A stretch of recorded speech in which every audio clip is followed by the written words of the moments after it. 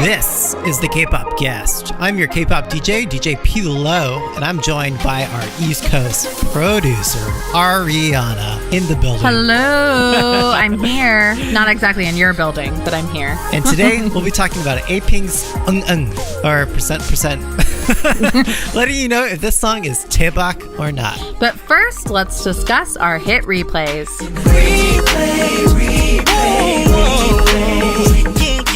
Hit replays are songs we recommend y'all listen to on replay for the week. So tell me, Ariana, what's your hit replay? Oh God, this was actually a really hard one, but I had to go back to last week before, and I had to bring up my bays of TVXQ with their song Truth. Yes. Oh my gosh. So first of all, it's their 15-year anniversary. Mm-hmm. So we got 15 years of these boys, and they actually performed the song on their 15th anniversary of their debut on the same stage, which I thought was really cool. And we got a really good jazzy jam for this one.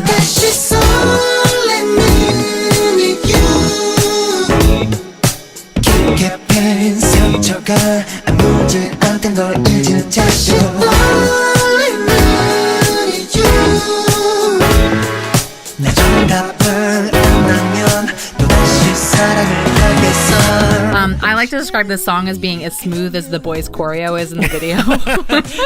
Perfect word choice. Yeah, exactly. I really like the little scat break near the end that turns into a midi dance battle in the video. It's like it perfectly in sync with each other, and every time it gets to that part of the song, I get really excited. More importantly, it inspired me to find a mustard colored blazer for my boyfriend, because if it's the year of mustard, I'm here for it. I am the same way, Ariana. I am so for mustard, but my wife won't let me get anything mustard colored. So maybe I just need to show her. Just show her the video. Yeah. Mustard pants and a mustard blazer. I wouldn't put them together. They did show us how to dress it. Okay. Every time I watch them, I just think to myself that, like, I hope every boy band ages like this. You know, if there's anyone to deliver that smooth, jazzy jam, it's TVXQ. Mm-hmm. They're just really killing it. I'm so glad that they're back. What about you, Mr. PLo? All right, you already know what it is, Ariana. I knew what it was when it came out. It's CHUNG HA, one of my biases. And of course, it made it my hit replay list. But what made it onto the hit replay list for this week is because of that sexual tension. Oh, yes. And you're all kind of like, what the hell, right? But if you look at the lyrics, they speak to a first date, which has gone all day and through to the late night. And as the clock approaches midnight, CHUNG HA says she's tempted to give into temptation, but must leave. Because if she's there for just a minute longer, she'll lose her control. So I think we all know what she's talking about. Yeah.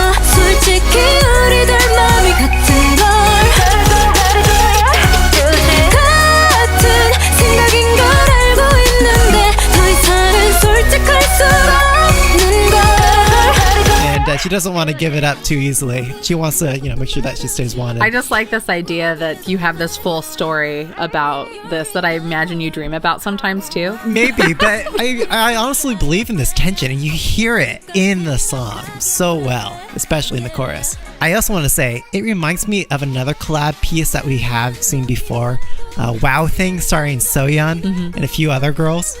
But CHUNG HA was also a part of that song. And in the music video for Wow Thing, there's a specific scene where CHUNG HA is sitting in front of a clock, and that clock points to midnight. So who knew this song would be a sequel to Wow Thing? Oh, yeah. Like, gotta get out those theory books and write it all down. No, more for the theories. And by the way, I meant a pumpkin. She'll turn into a pumpkin at midnight. I don't know what the rest of you guys were thinking. Nothing. Nothing else. Nothing too dull. All right. So moving on to our Taebak or not for Apink's percent or Eung Eung.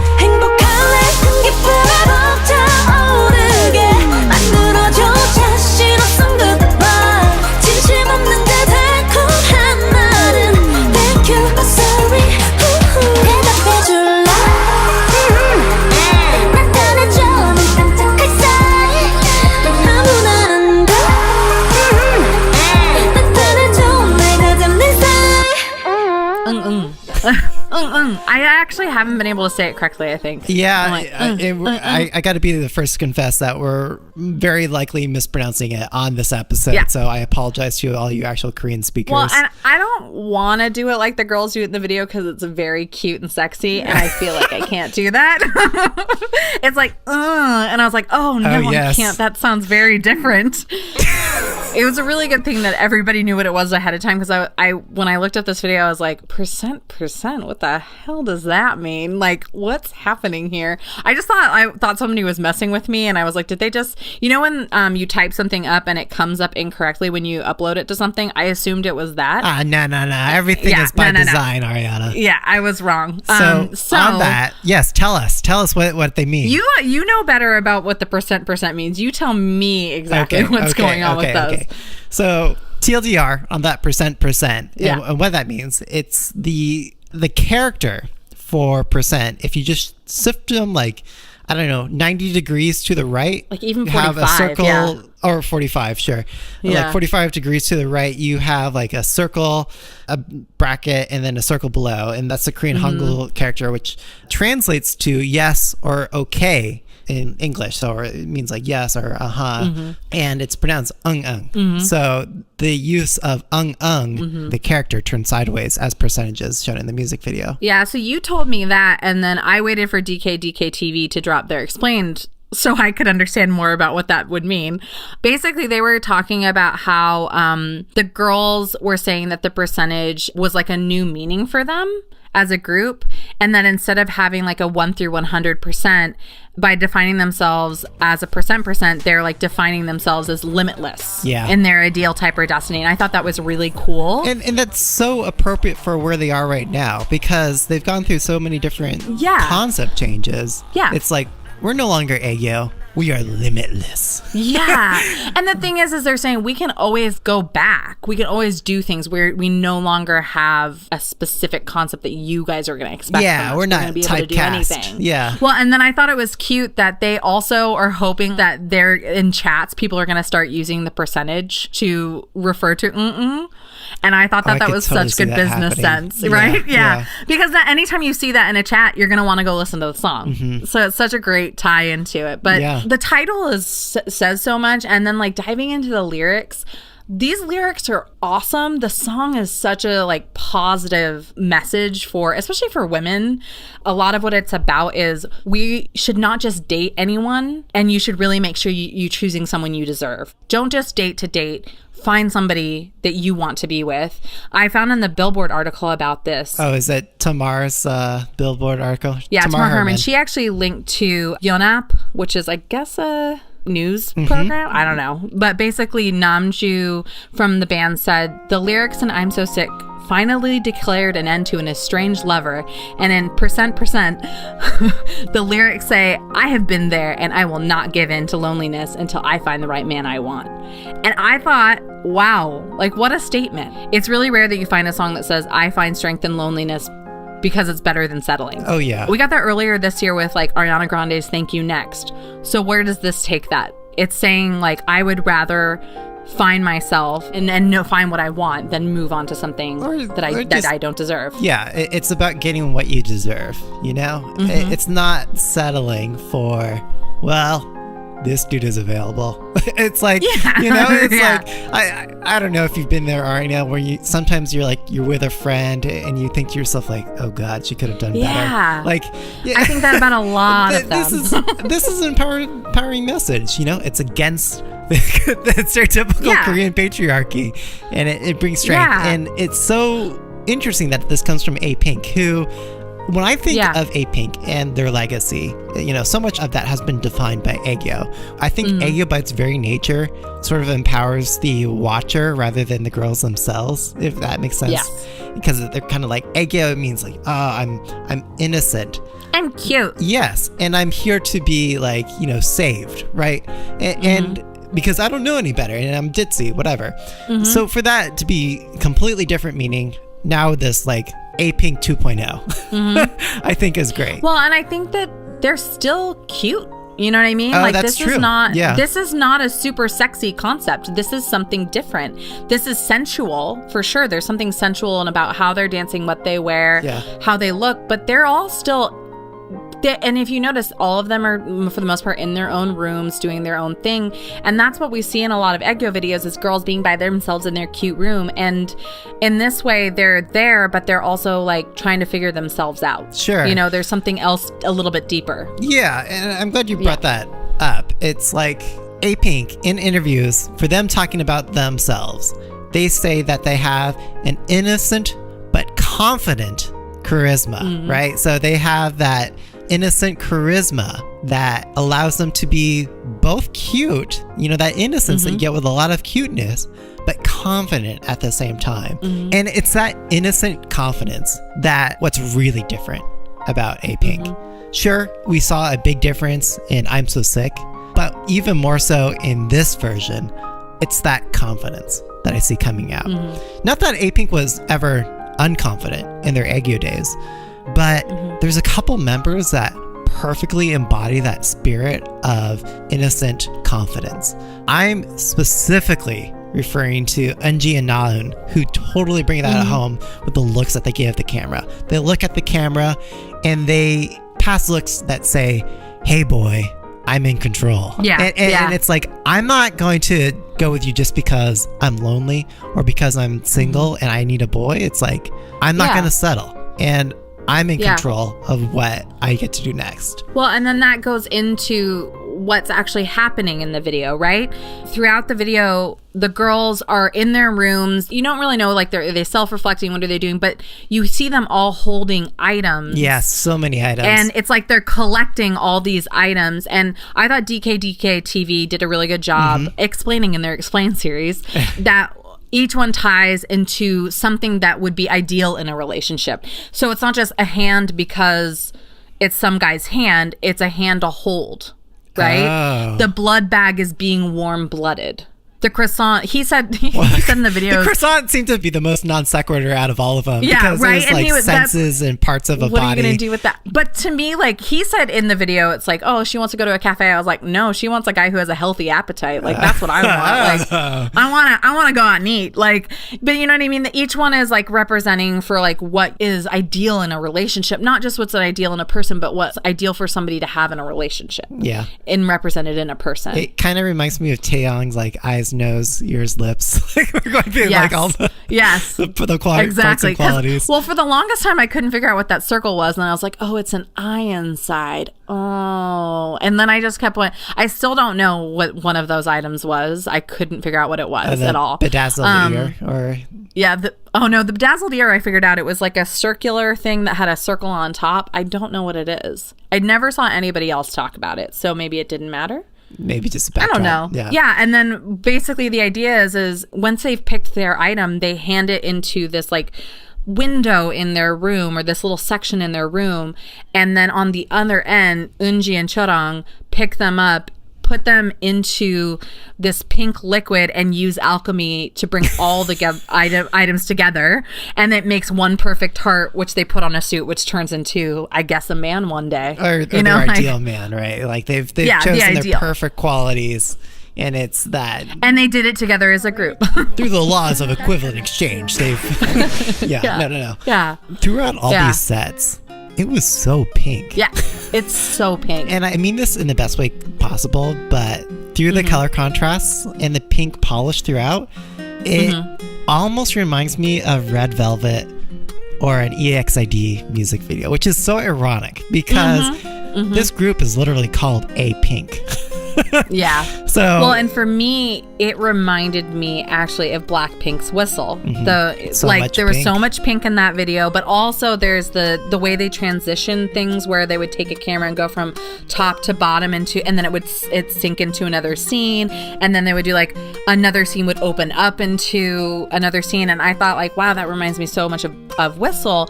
But the difference here is that like whereas Whistle, like they were really cool shots, they were kind of disjointed scenes scenes, like you would go from like the girls being in a car to being on top of the world, and you're like, okay, but this very specifically is a storytelling, right? It had a flow. Everything ties into each other. Yeah. It felt very like calming to watch because it was going, even when it was doing the transitions, it went into something that made sense to go with next. Yeah, but, and let's applaud some of those transitions. For example, there was a moment where you saw a rose or a flower, you know, what is it, like unfolding, right? And then it uses that same unfolding animation and it transforms into a dress into the next scene. So it was a very logical, coherent, you know, blend of transitions. Well, even though the beginning of the music video doesn't always start with the same level of aggression that you might see from BTS, I was really persuaded and could appreciate the charm and smiles of the girls from that first beat, the way they all roll out to the side. That was a nice part of the choreography that I could appreciate about this song. I actually wish we could have seen a little bit more of the dance performance. Choreo. Yeah. Because it's not the focus in the video, so it's kind of hard to judge if it's good. I can't wait to see what a performance looks like because I'm interested to see if it's good choreo. But I also liked not having a full performance video for this one and just really getting a chance to like see the girls. And the story and the visuals. In the story, Yeah, so even though the dance choreography wasn't a core part of the visuals and the music video itself, there's just one point, especially it's at both the very beginning of the music video and at the very end of the music video. There's a point during the instrumental where you hear this pipe-like glass sample. It's like do do do do do do do do do do do. And during that initial introduction of that sample, you see the girls doing this sort of like tutting like dance, which without the song would look probably very ridiculous. But when you see them do that choreography and you hear that sample done together, it makes me, oddly enough, appreciate the audio sample a lot more. It makes it like it's almost as if I've had the song visualized through their choreography. And as choreography should always do that. But in this case, it was the choreography that made me appreciate the music more. It's sort of like an inverse way of appreciating the artistry of K-pop. On that note, the music definitely builds intention. And most notably in the pre-chorus. So right before the drop, you can hear this like booming bass. And you got the rising percussion. And right before the drop, could have gone in two different directions. It could have been a dope-ass trap banger clanger. Or it could just maintain the beat that we heard in the intro like verses and keep that 4 on the floor beat. And that's what we end up getting for the most part. I mean, would you have expected a dope-ass trap banger for Apink? I wouldn't be surprised given their concept changes. And I'd be lying if I wasn't just slightly disappointed that it wasn't that. Yeah, of course. But that still said, like Black Eyed PLo song, he delivers on this. And it's I'm speaking to like our DJ crowd, which is like all 2 of our like listeners, but all 2 of you DJs who are listening to the K-pop cast. This song follows a percussion style from one of my favorite remixers, DJ Mike D. And he does all these sort of like top 40 remixes, and he's known for having this very specific sort of like percussion drum sampling. And you get that in this. It's a percussion drum sample that makes you kind of like bounce. Like you kind of want to like keep bouncing in place as you're listening to the song. And for this song, Eung Eung, I get that same bounce in the percussion. Yeah, I think for me the main thing is that it still tracks that I'm calling it cute sensuality. It tracks in the music as well, right? The top part of it, like at the very top of the song, it actually reminded me of, I would say, another sensual turn from a girl group, which was Red Velvet's Bad Boy. At the very top of the song, you hear this like growling at the top, and it goes and that sounded so gross, and I apologize to all of our listeners, but that's the best way to describe it. And then it's followed by like some notes of a synthesizer. But that reminded me of the beginning of Red Velvet's Bad Boy, where they have the synthetic steel drum at the top, where it's like dun dun dun dun dun dun. They had something similar to that And the girls during Bad Boy are like, oh, you know, like they have their little things at the top. And I thought that was interesting that both have these pieces. While one uses, I would say Bad Boy probably uses the steel drum. This one's using probably almost like a Casio sound. They both give a different personality here, right? Bad Boy, the opening is really sensual and the tones are lower, and it's a slightly more it's got plucked synths, and it's an R&B song bass, whereas Apink's has these higher, more playful tones. It's also a faster tempo, and it's a faster tempo, and I think it's a similar opening for both songs, but they're both going in completely different directions.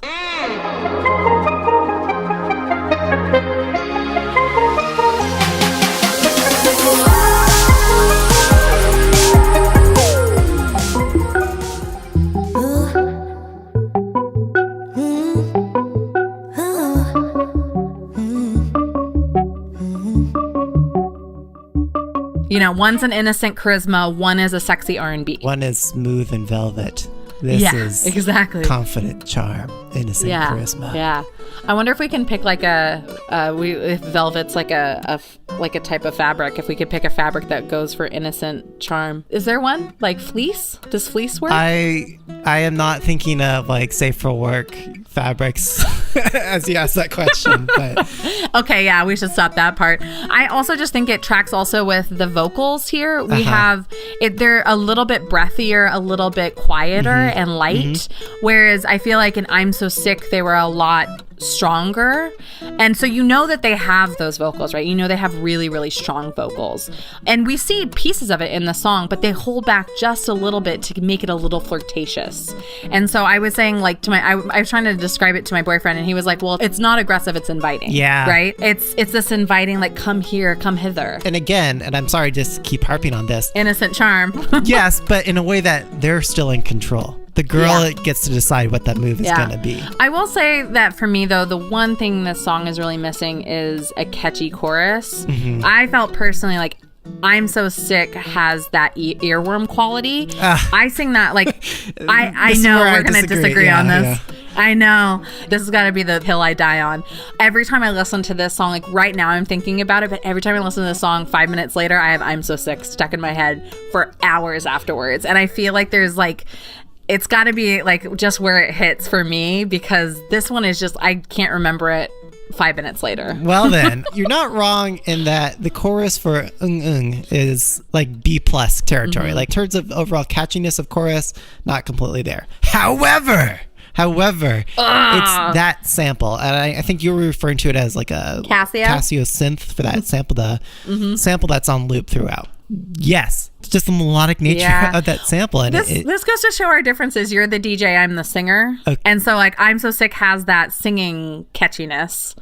And then this one has the beat catchiness. Yeah. You know what I mean? So it's for the instrumental part of So the chorus, it has okay, you've got the lyrics, and then right after the lyrics, and then you have the rest of the chorus, which is just strictly the instrumental. And it's that latter half that I love about the song. It's the combination of the sample that we refer to, and again, the style of the percussion that is not just your usual 4-on-the-floor beat.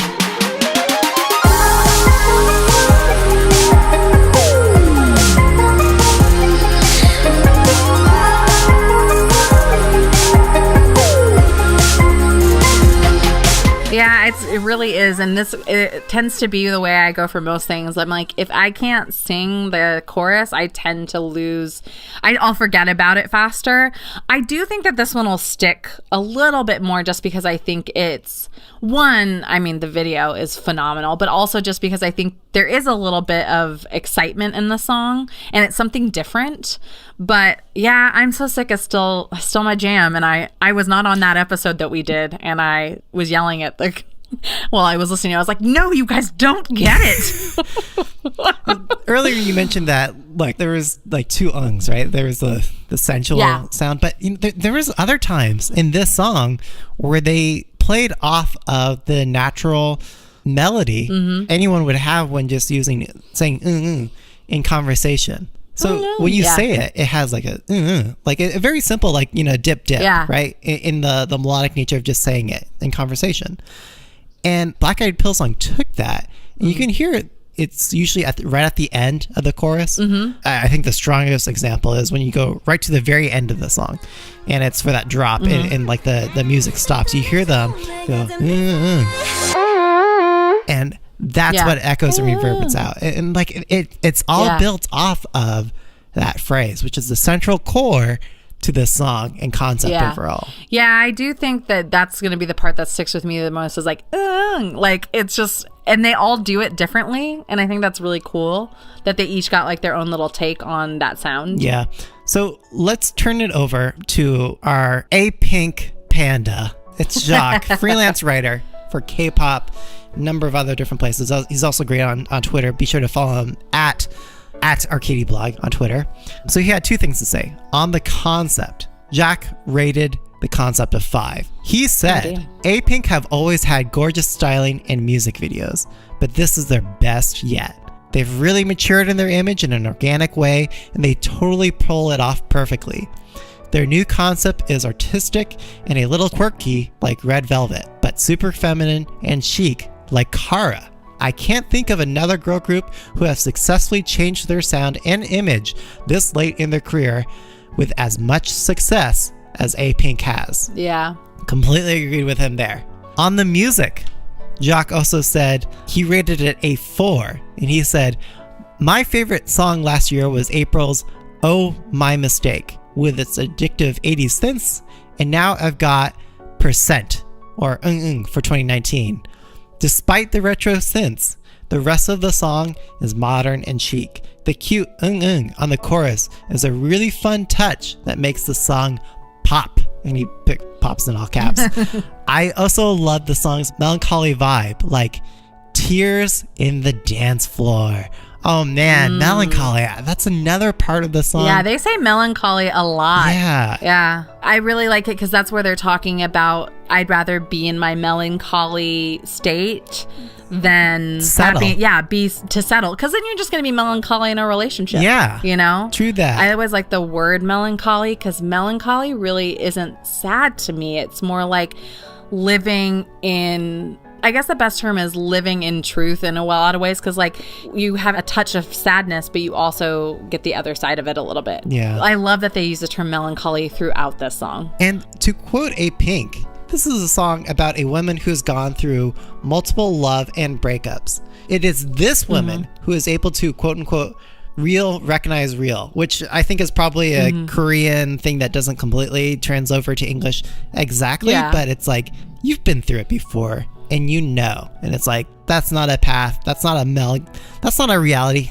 Taking your point from melancholy, that's not a reality worth going down. Yeah, because you know what it's like. Well, yeah, and in I'm So Sick, they showed us what it was. Exactly. You got to get the hell out of there. And as a DJ, even though these songs are just ever so slightly different in tempo, they are two good songs to juxtapose together on the dance floor. Yeah.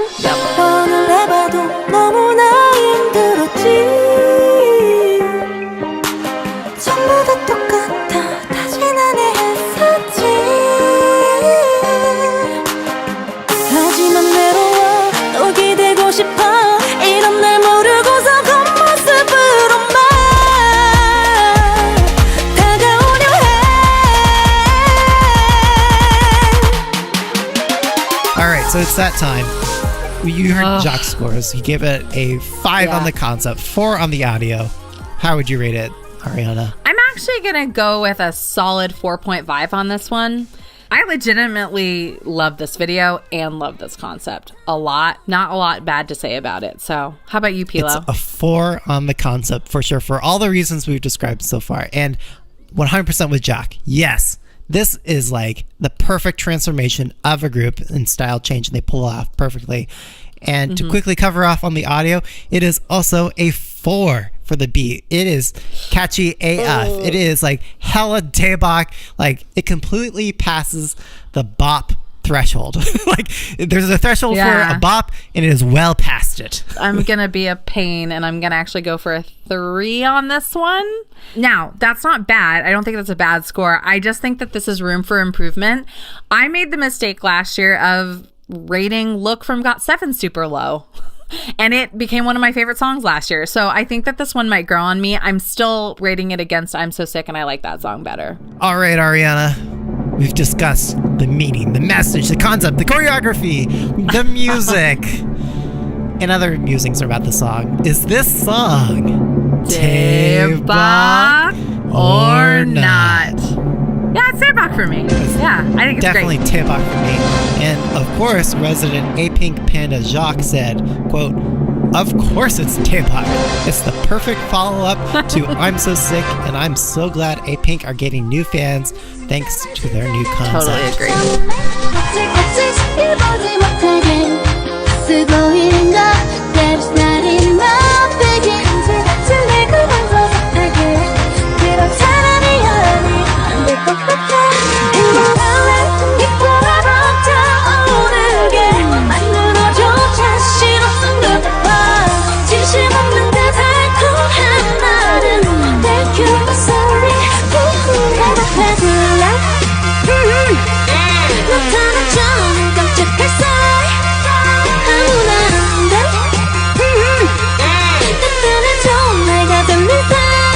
All right, so that wraps it up for this episode of the Kpopcast. You can always chat with us on Twitter at the Kpopcast. Or you can shoot us an email with your constructive feedback and episode ideas at kpopcastshow@gmail.com. And on this note of listener feedback, we had some great listener and community highlights that we wanted to share. Shannon from AMA K-pop agreed with us completely on Apink's Eung Eung, saying, quote, "It's so extremely Taebak!" in all caps. And then so many emojis. Yeah, and the hearts and panda emojis as well, because it's, Apink Panda. Yeah, and then in response to our 2018 Top 10 episode, Claudia B, or at Asianing with C, said, "Even though I guess they're top one before listening, and I would have liked to see Geidels, we all love Geidel, Latata in a higher position, Geidel, I agree they all were fair and well thought out choices." So good. And Ricky Woodson, you already know who he is. He's always commenting on our show. On our SoundCloud, he wrote, "Going by your rules, Paint Me by Mamamoo would be my personal favorite song that was a single with a music video. But my favorite actual song, period, of the year is MXM's Love Me Now." Or Love Me Now? That might be a typo. Sigh. So hard to choose from that album. Hence why I said earlier, they and Mamamoo just took the whole top 10 list because every song is fire. Sigh. There is no soul music like soul music. And listeners, I think you know that pun. He wrote soul as in S-O-U-L and then wrote soul as in S-E-O-U-L. The Kpopcast is produced by Peter Lowe, Stephanie Parker, and Ariana Khan. Edited by Peter Lowe and Michaela J. Ramen Man runs our Instagram. Signing off. Let our listeners know where they can find you online and what would be the number one object you would use in alchemy to make your perfect spouse. You can reach me on Twitter at Ariana_Y_Khan. I'd have to pick the chattering teeth toy. Yes. You know, that you like wind up. Because it combines both a sense of humor and having a nice set of teeth. You can find me at DJ Peter Lowe, and my perfect object would be the lips or the smile that my wife already has. And don't forget to rate, review, subscribe, and share this episode online. Thank you, Ariana. Great. It's been fun talking about Apink, and I'm so glad they're back. And we should keep saying innocent charisma over and over again. Confident, innocent charm. And confidence, charm. Good night.